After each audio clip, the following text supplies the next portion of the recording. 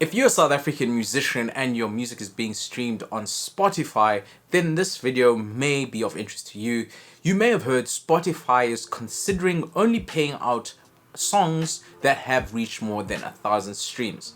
So what does this actually mean? Now, in all honesty, I think this is actually unfair and will impact the independent musicians the most because they do not have the budgets for playlist pitching and etc. and use tools like Spotify to find which song resonates the most with their audience.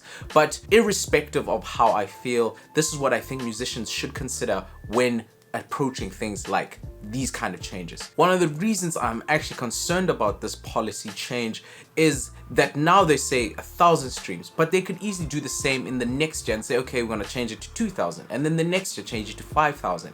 So there is no limit on how they can use your music. And another thing that I find very interesting is the fact that they are using my music and telling me how they're going to pay for my music and still make money off my music. I do not feel that it is an actually correct way of using music rights. I hope the CMOs and the rights organizations, particularly Capasso and SAMRO, do intervene with this kind of usage within the music industry, but we'll see within time how this actually affects how musicians are making money.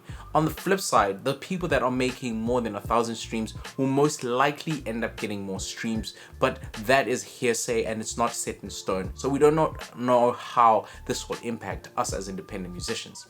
But what I would like to emphasize, if you are going to be targeting Spotify and putting your music for streaming, it's becoming very important to be pitching your music for playlisting so you can get the 1,000 plays and eventually get your royalties.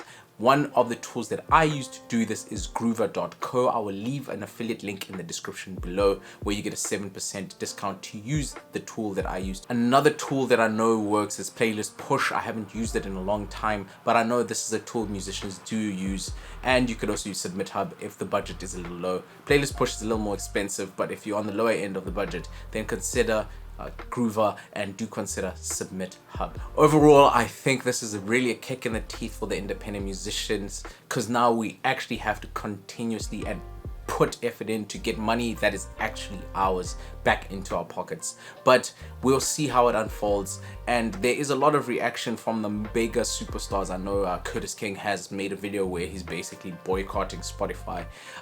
We'll see how that picks up, but if you're an independent musician, it is looking rough for Spotify.